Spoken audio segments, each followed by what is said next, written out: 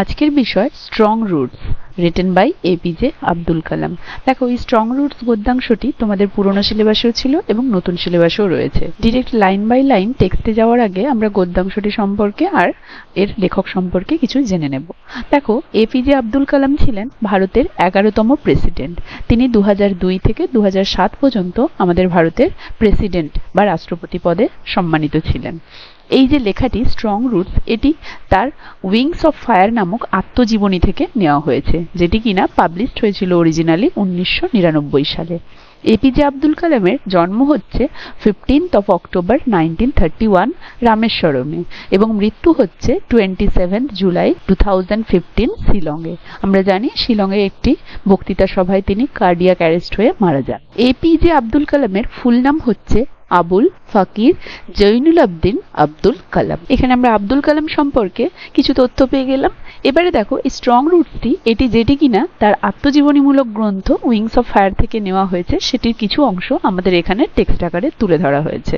দেখো কি বলেছেন, I was born into a middle class Tamil family. I was born, আমি জন্মগ্রহণ করেছিলাম, ইনটু আ মিডল ক্লাস, একটি মধ্যবিত্ত পরিবারে, তামিল ফ্যামিলি, মধ্যবিত্ত তামিল পরিবারে, in the island town of Rameswaram, রামেশ্বরমের একটি দ্বীপ শহরে, in the erstwhile Madras state, যেটা কিনা অবস্থিত ছিল আর্স্টওয়াইল, আর্স্টওয়াইল হচ্ছে পূর্বে, মানে আগেকার সময়ের মাদ্রাজ স্টেট, মাদ্রাজ রাজ্যে। কারণ এই মাদ্রাজের এখন নাম চেন্নাই হয়েছে, এটা আগে ছিল মাদ্রাজ। তাহলে বলেছে আমি জন্মগ্রহণ করেছিলাম মাদ্রাজের একটি দ্বীপ শহরে, যেটা কিনা রামেশ্বরমে অবস্থিত।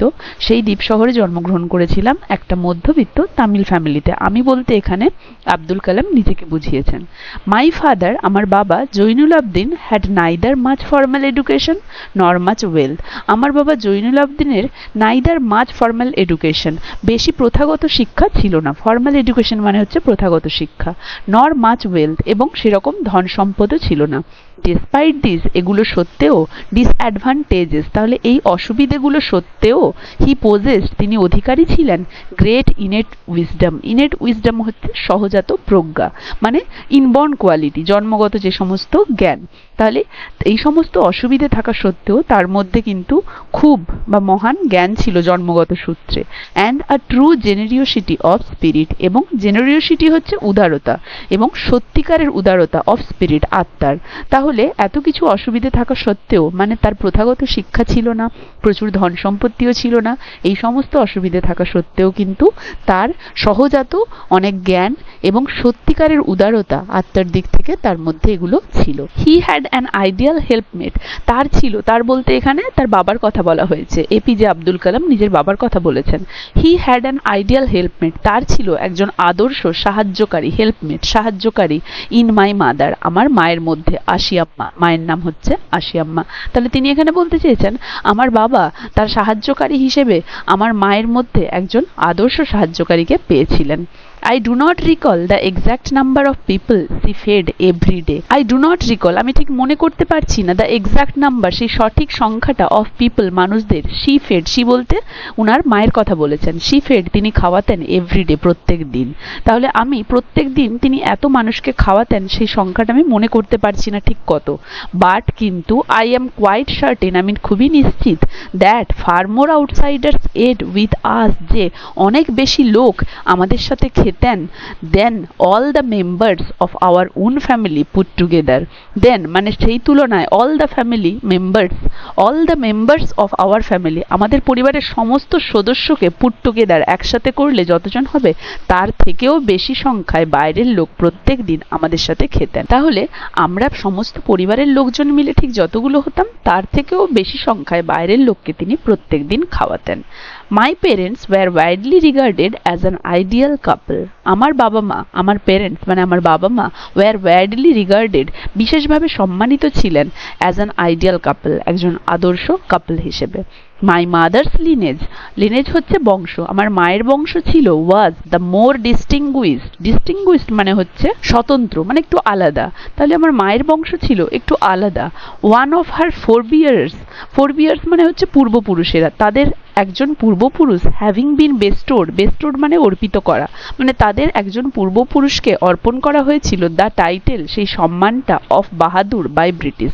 তাহলে আমার মায়ের বংশের একজন পূর্বপুরুষকে ব্রিটিশরা বাহাদুর সেই সম্মানে ভূষিত করেছিলেন। I was one of many children, আমি ছিলাম অনেকগুলো সন্তানের মধ্যে একজন সন্তান। A short boy with rather undistinguished looks, a short boy একটি বেটেখাটো ছেলে বা বালক, উইথ র্যাদার আনডিস্টিংগুইশড দেখো ডিস্টিংগুইশড মানে একটু আগে আমরা পেয়েছিলাম যেটা আলাদা বা স্বতন্ত্র, তাহলে আনডিস্টিংগুইশডের মানে হবে যেটা নর্মাল, যেটা আলাদা নয়, সবার মতোই।